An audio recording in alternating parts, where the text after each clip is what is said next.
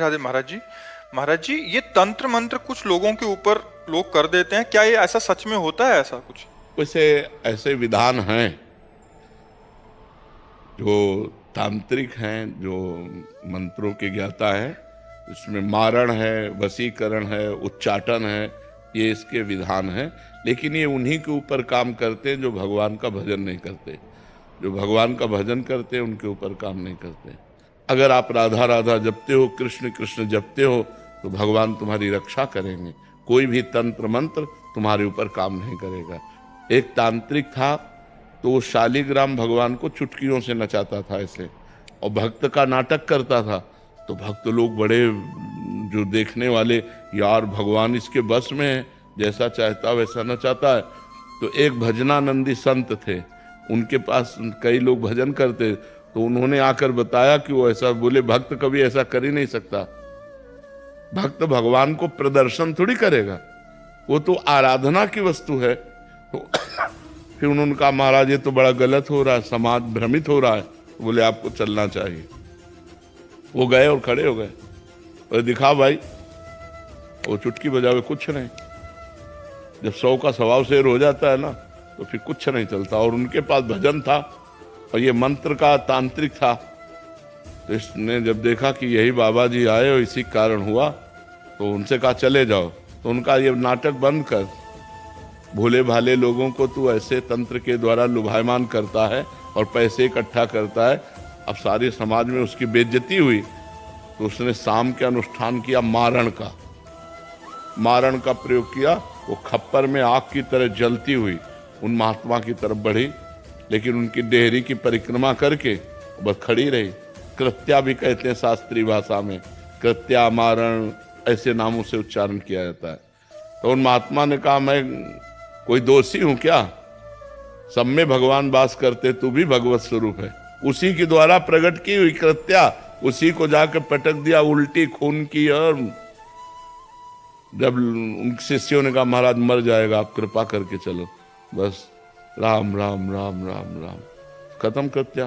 सब अंतर ध्यान हो गई। तो उनका बेटा, अब समझ जा, कान पकड़ा, उस शिष्य बन गए, महात्मा को ईमानदारी से भजन करने लगे। तो तंत्र होता है, मंत्रों में ऐसी ताकत है, मारण, वशीकरण, उच्चाटन, ये सब हो सकता है। लेकिन ये उन्हीं के ऊपर होता है जो भगवान का नाम जप नहीं करते। अगर नाम जप कर रहे हो तो तुम्हारे ऊपर मारण, वशीकरण, उच्चाटन, ये सब कुछ नहीं होगा। भगवान के नाम में अपार सामर्थ्य है। राक्षस लोग बड़े मायावी थे, लेकिन राम राम जपने वाले विभीषण के ऊपर कौन सी माया थी? हनुमान जी के ऊपर कौन सी माया उन्होंने डाल दी? कुछ नहीं कर पाए। सिया जी के ऊपर कौन सी माया डाल दी?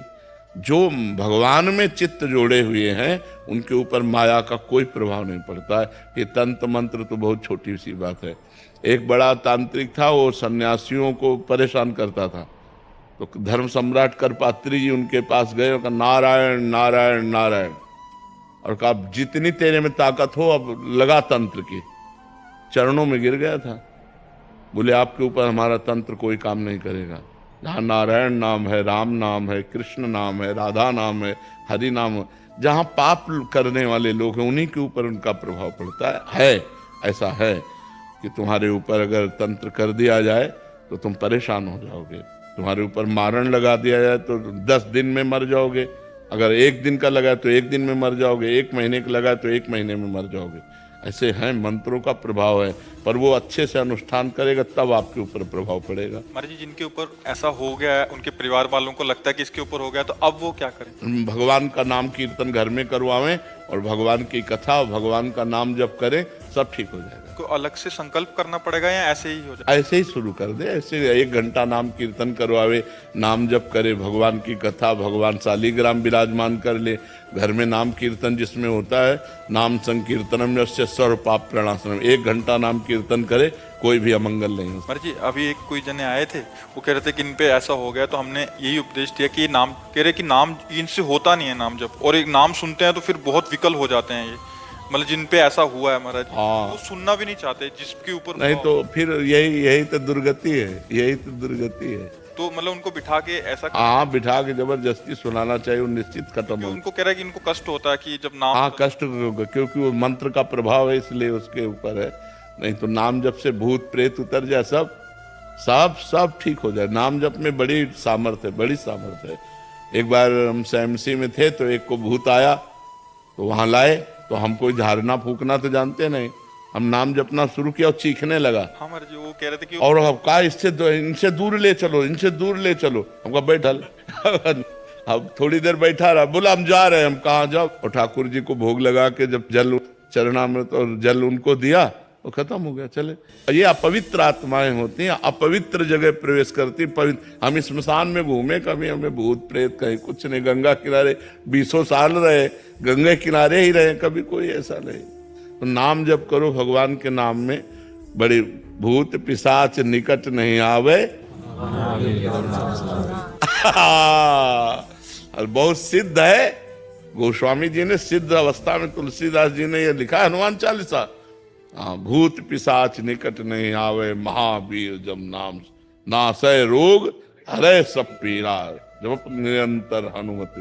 हाँ, जपत निरंतर हनुमत। हाँ, ये बात समझ लेंगे।